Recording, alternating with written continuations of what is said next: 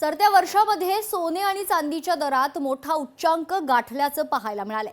आतापर्यंत सोन्याचा दर हा 1,40,000च्या घरात आहे, तर चांदीचा दर हा 2,50,000पर्यंत गेल्याचं ग्राहकांनी अनुभवलंय। मात्र नवीन वर्षाच्या सुरुवातीला सोन्याच्या दरात गेल्या 3 दिवसात तब्बल 7,000 रुपयांची तर चांदीच्या दरात 19,000 रुपयांची घसरण झाली आहे। त्यामुळे ग्राहकांमध्ये मोठं आनंदाचं वातावरण पाहायला मिळतंय। एकीकडे सोन्याच्या दरात घसरण झाली असली तरी ही घसरण तात्पुरती असल्याचं मत सोने व्यापाऱ्यांनी व्यक्त केले। आगामी काळात सोन्याचे दर हे 1,50,000 तर चांदीचे दर हे 3 लाखांपर्यंत जाण्याची शक्यता देखील सोने व्यापाऱ्यांनी वर्तवली आहे। या संदर्भात सोने व्यापारी आणि ग्राहकांशी संवाद साधलाय लोकशाहीचे प्रतिनिधी सुमित देशमुख यांनी। हे सोने व्यापारी आहेत आकाश बंगाळे, ते आपल्यासोबत जुडलेत। आपण थेट त्यांच्याशी संवाद साधूया। दादा, काय सांगणार? 2025 मध्ये सोनं आणि चांदीच्या दरात मोठा उच्चांक गाठल्याचं पाहायला मिळालं होतं, मात्र 2026 लागलेला आहे। नवीन वर्षाच्या सुरुवातीलाच 3 दिवसामध्ये 7,000 रुपयाची, तर सोन्यामध्ये तर चांदीमध्ये 19,000 रुपयाची घसरण झाल्याचं पाहायला मिळतंय।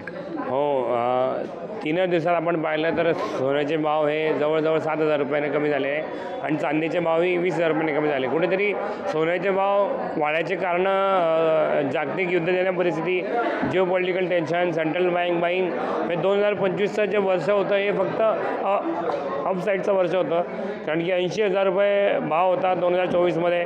25चा भाव 1,35,000पर्यंत क्लोज झाला आणि डिसेंबर महिन्याची करेक्शन आलं आहे सोन्या चांदीमध्ये, हे फक्त तात्पुरती जी घसरण आहे, कारण की लॉंग टर्ममध्ये सोन्या चांदीचे भाव उलटं अजून वाढायची शक्यता आहे। 2026च्या एंडमध्ये सोन्याचे भाव 1.5 लाखच्या वरती जायची शक्यता आहे। नागपूरमधून खास सोने खरेदी करण्यासाठी आलेली आहे आणि त्यात ही आनंदाची बातमी मिळाली।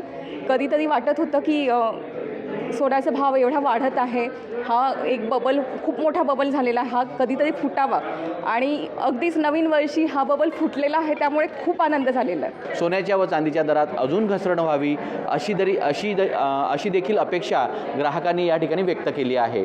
सुमित देशमुख, लोकशाही मराठी, जळगाव। लोकशाही मराठी, ऐका, पहा, जागरूक रहा।